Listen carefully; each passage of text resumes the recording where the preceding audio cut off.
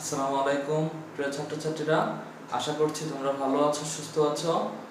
Comilla Ajit Guha college কর্তৃক আয়োজিত BBA সম্মান দ্বিতীয় বর্ষের আজকের অনলাইন ক্লাসের মাধ্যমে তোমাদের অনলাইন ক্লাসের যাত্রা শুরু হলো।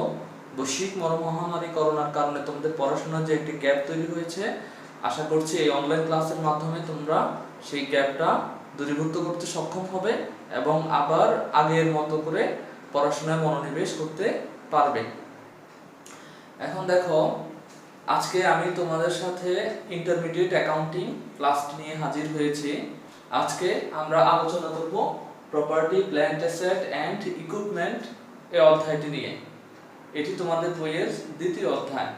প্রথমত তোমাদের ডেপ্রিসিয়েশন বের করতে হয়। ডেপ্রিসিয়েশন অবলিক ডিপ্লেশন অবলিক এই জিনিসগুলো বের করতে হয়।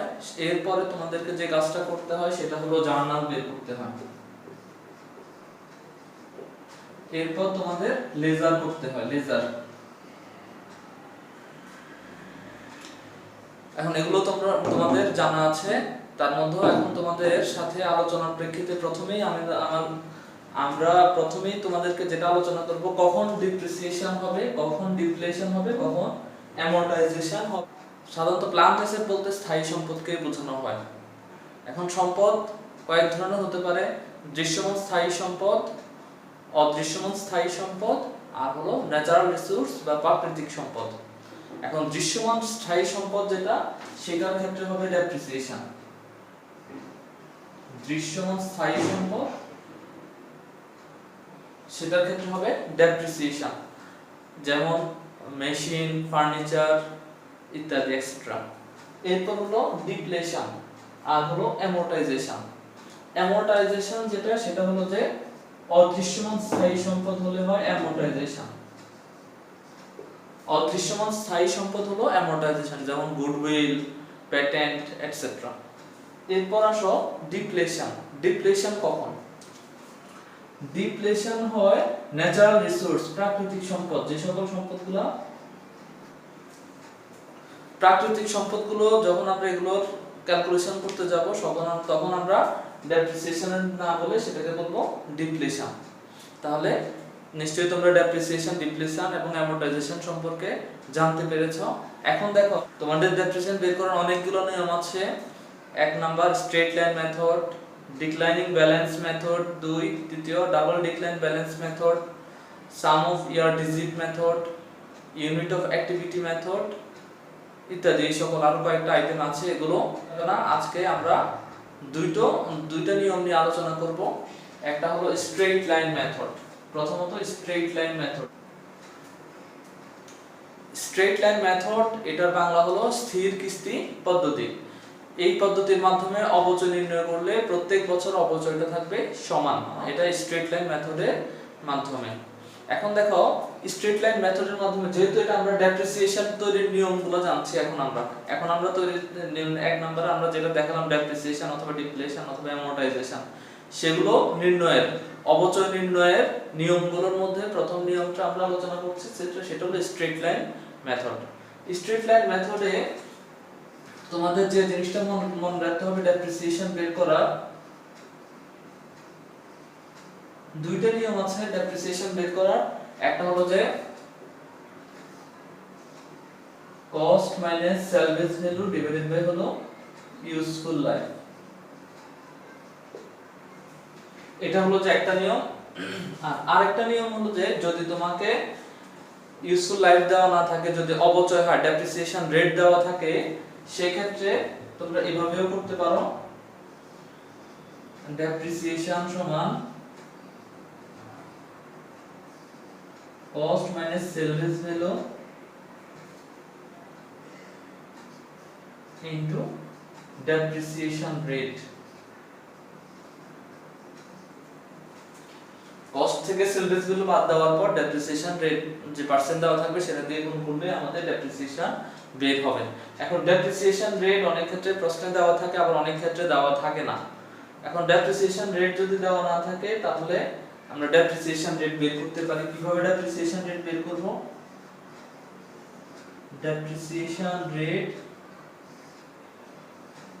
100% বাই ইউজফুল লাইফ, এভাবে আমরা ডেপ্রিসিয়েশন রেট বের করতে পারবো। তাহলে এটা হলো যে কি স্ট্রেট লাইন মেথড। তাহলে স্ট্রেট লাইন মেথড এখানে আরেকটা জিনিস মনে রাখতে হবে, কস্ট মানে সেলভেজ ভ্যালু, এটাকে আরেকটা নামে বলা যায় ডেপ্রিসিয়েবল ভ্যালু।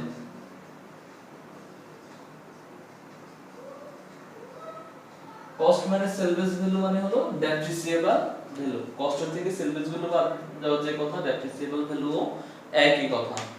আচ্ছা, তাহলে স্ট্রেট লাইনের যে নিয়মগুলো এগুলো তোমাদের নিশ্চয়ই জানা আছে, আগেও তোমরা করেছিলে। এখন দেখো আরেকটা নিয়ম নিয়ে এখন আলোচনা করব। ডিক্লাইনটাই করি, ডিক্লাইনিং অথবা রিডিউসিং ব্যালেন্স মেথড। ঠিক আছে, এই ডিক্লাইনিং অথবা রিডিউসিং ব্যালেন্স মেথডের মধ্যে তোমাদের যে কাজটা করতে হবে, এখানেও তো ডেপ্রিসিয়েশনই বের করতে হবে। তবে ডিক্লাইনিং ব্যালেন্স বা রিডিউসিং ব্যালেন্স মেথড মানেটা হলো প্রত্যেক বছর আমার এই মেশিনের মূল্য থেকে অবচয়টা বাদ দিয়ে পরবর্তীতে ক্যালকুলেশন করতে হবে। মানে বুক ভ্যালু থেকে পরবর্তী বছর, প্রথম বছর কস্টের উপর ধরবো, পরবর্তী বছরগুলোতে বুক ভ্যালুর উপর অবচয়টা ধরবো। ঠিক আছে, তাহলে এই ক্ষেত্রে তোমাকে ডেপ্রিসিয়েশন রেটটা আগে লাগবে।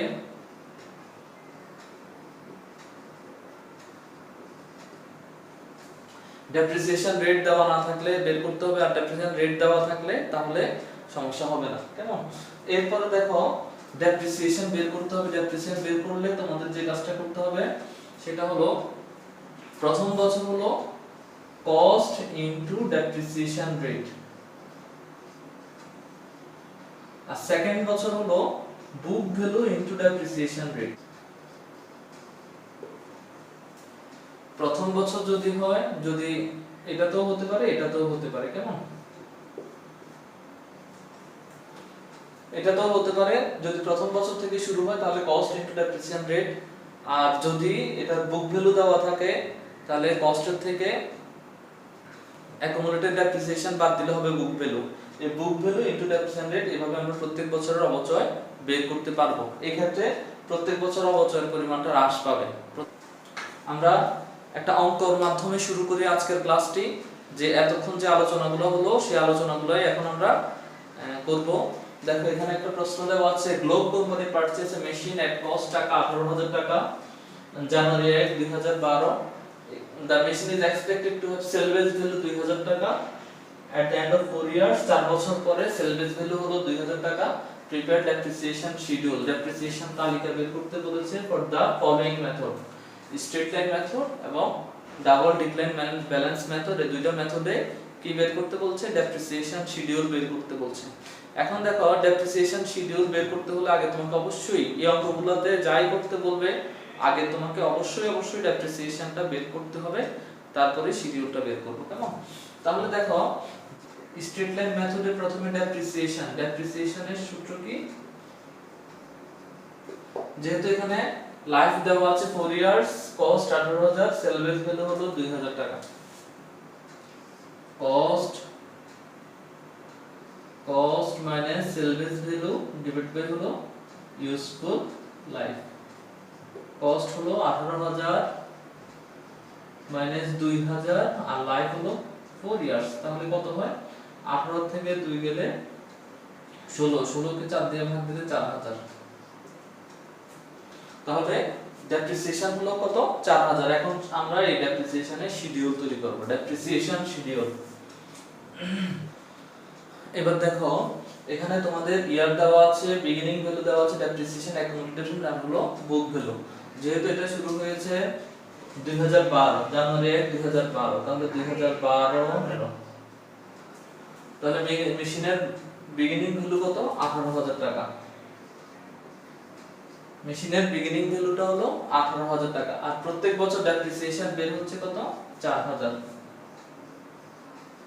তাহলে 18 থেকে 4000 গেলে 18,000 4000, অ্যাকাউন্টেড ডেপ্রিসিয়েশন ও 4000, আর এখানে বুক ভ্যালু হবে 18 থেকে 4000 গেলে 14000।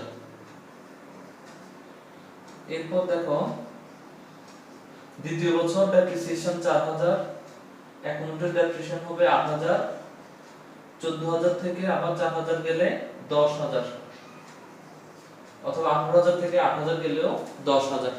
এরপর তৃতীয় বছরে দেখো এখানে প্রত্যেক বছর 18000ই হবে, ডেপ্রিসিয়েশন 4000 হবে, তারপর 8 আর 4 এ 8000 আর 4000 দুটো মিলে হলো 12000, তারপর হলো 18000 থেকে 12000 গেলে আর থাকে 6000।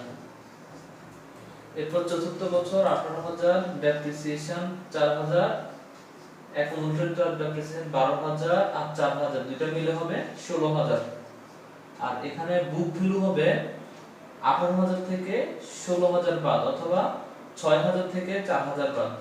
বুক ভ্যালু থেকে ডেপ্রিসিয়েশন বাদ দিলেও হবে, অথবা বিগিনিং ভ্যালু থেকে অ্যাকুমুলেটেড ডেপ্রিসিয়েশন বাদ দিলেও হবে। বুক ভ্যালু থেকে ডেপ্রিসিয়েশন বাদ দিলেও হবে। এখন দেখো বুক ভ্যালু হলো 6000, ডেপ্রিসিয়েশন 4000, আর থাকে 2000। এই 2000 টাকা হলো যে আমার সেলভেজ ভ্যালু, এখানে যে সেলভেজ ভ্যালু আছে সেটা সেলভেজ ভ্যালু। তাহলে এটা হলো স্ট্রেট লাইন মেথড।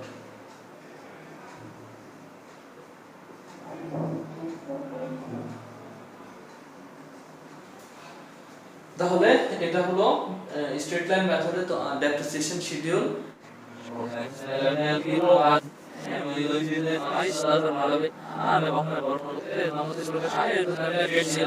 এবার আসো তোমাদের সাথে আমরা দ্বিতীয় যে নিয়মটা সেই নিয়মটা নিয়ে আলোচনা করি। দ্বিতীয় নিয়মে দেওয়া আছে double decline method. Double decline method মানে দ্বিগুণ ক্রমহ্রাসমান পদ্ধতি। ডাবল ডিক্লাইন মেথডে তোমাদের কি প্রথমেই যে কাজটা করতে হবে সেটা হলো ডেপ্রিসিয়েশন রেট বের করতে হবে। তাহলে ডেপ্রিসিয়েশন রেট বের করার সূত্র হলো double decline straight line into 2। Straight লাইনে আমরা রেট বের করে 100% divide by useful life into 2, 2 দিয়ে গুণ করলে সেটা ডাবল ডিক্লাইন ব্যালেন্স মেথডের রেট হয়ে যাবে। কেমন? তাহলে এভাবে আমরা আগে রেটটা বের করব। তাহলে দেখো এখানে 100% ইউজফুল লাইফ 4 ইয়ার্স ইনটু 2, তাহলে 100 কে 4 দিয়ে ভাগ দিলে 25, 25 গুণ 2 মানে 50%।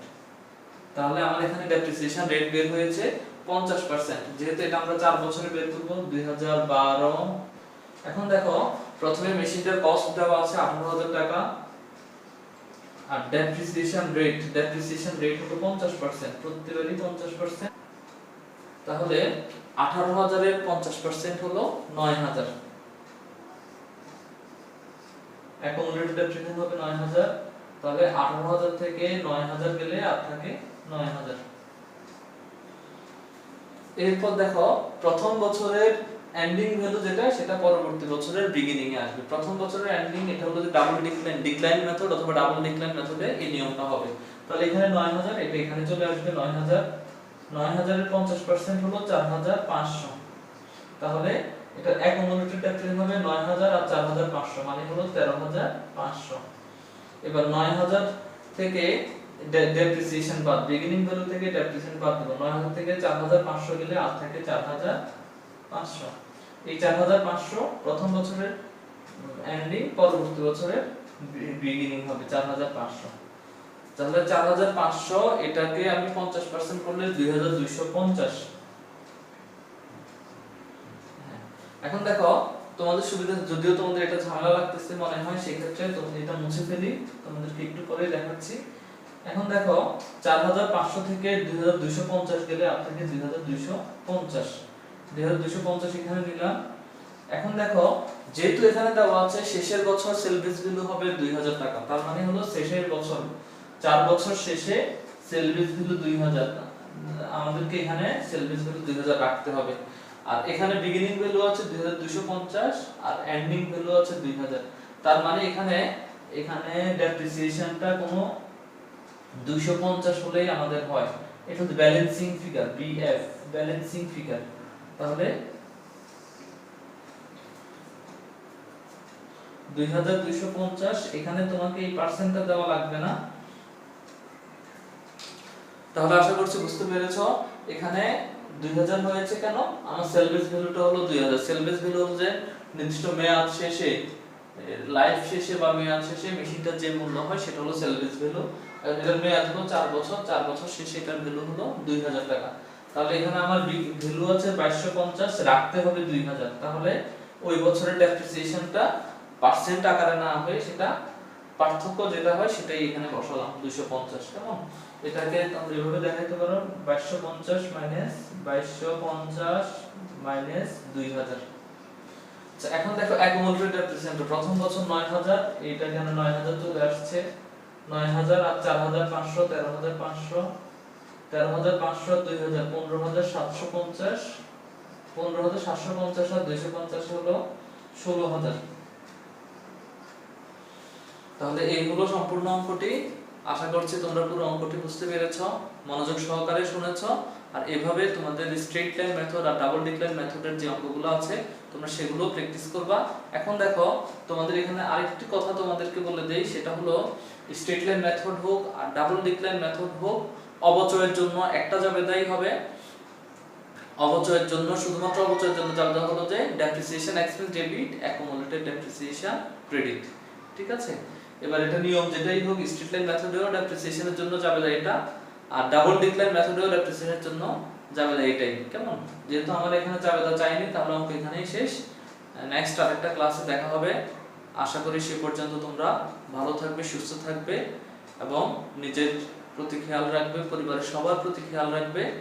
তো ভালো থাকবে সবাই, ধন্যবাদ, আল্লাহ হাফেজ।